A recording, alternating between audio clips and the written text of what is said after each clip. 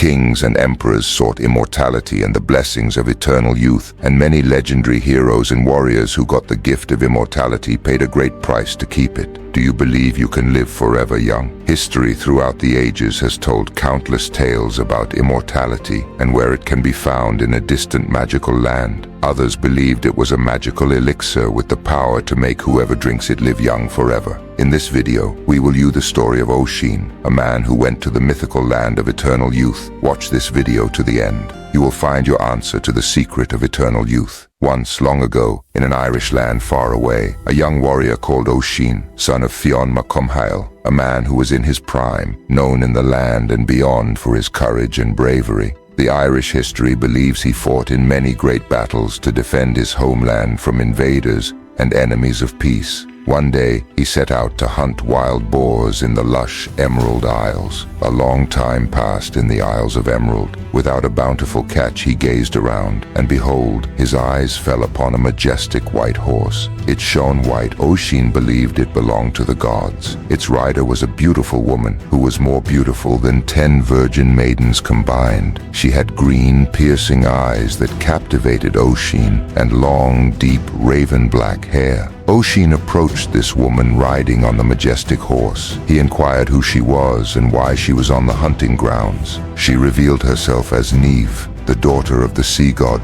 Manannán mac Lir. They spoke, and she revealed more about where she came from. Oisin became captivated by the stories of her home, a land where no one grows old but stays young forever. Seeing the young mortal and brave warrior, Oisin showed keen interest in her tales. She beckoned on him to join her in the land of eternal youth and immortality. Bewildered by this offer, he wondered about his people and the dangers of his absence or disappearance. Oisin happily accepted this invitation. Niamh asked him to climb her majestic horse. She rode the horse with Oisin holding her tightly behind. As she got closer to the shores of the sea, Oisin, to his surprise, the horse was riding on top of the waters of the sea. With the speed of an arrow, they rode and approached a magical portal gate that opened to welcome them to the everlasting land of eternal youth, Tir na Nog. Oisin was out of breath when he beheld the breathtaking celestial city. The rolling was high and adorned with precious stones of emerald green, the crystal caves shimmering bright and spotless like diamonds. The river in this land was flowing with golden light, and silver was considered a mere stone in this magical place. Its beauty and excellence words could not describe it, for it was not yet conceived in the minds of men, or have men experienced such majesty in a guarded secret magical place. Niamh and the other gods welcomed Oisin, and they feasted together. He ate food and wine as they celebrated joyously. Niamh was kind to Oisin, and her warmth enchanted Oisin.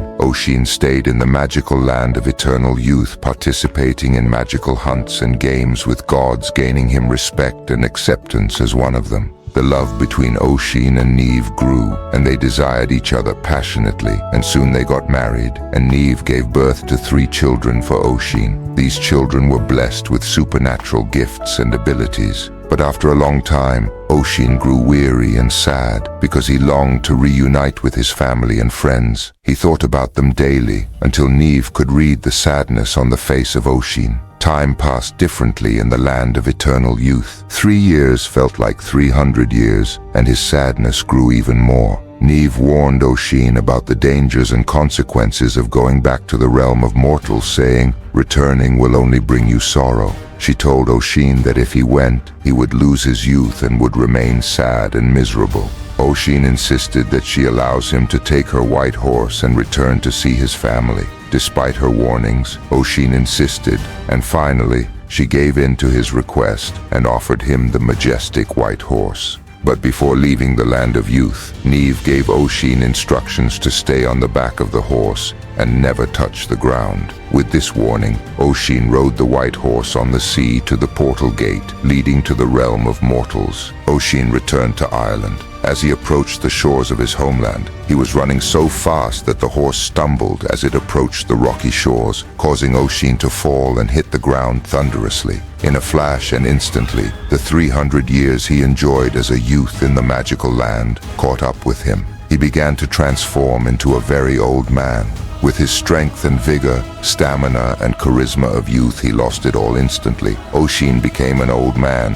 He lost his youth, realizing his mistake. He cried in regret as he remembered the warnings of Neve and the consequences they meant. No one recognized Oisin because he was old and wrinkly, and his family he left 300 years ago were dead and gone. He lost his youth and didn't get the chance to meet his family. He told his story to people who cared to listen, but none believed him. Without proof of what he spoke, they mocked him and called him mad and delusional. But he kept on telling his story wherever he went or found himself. A young monk heard of the man who told tales of a land of eternal youth. The young monk sought the old man and asked him to tell him this wondrous tale of the magical land. Oisin told his story to the young monk, who listened to him carefully and intently as he recorded this story. While Oisin spoke of his story, he remembered the memories of Neve, his beautiful wife, and Tir Nanog flooded back to him.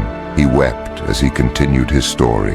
The monk who listened and recorded his wondrous yet tragic tale comforted him with peaceful and calming words. Years passed, and Oisin legends were told over and over from generation to generation, and all who heard the story of the man who experienced the bliss of youth for 300 years lost it. The monk's manuscript inspired generations of Irish poets and dreamers. The story of Oisin symbolizes a story of love and romance, pain and regrets of losses. Although Oisin's story varied over the years, but its narrative never changed too.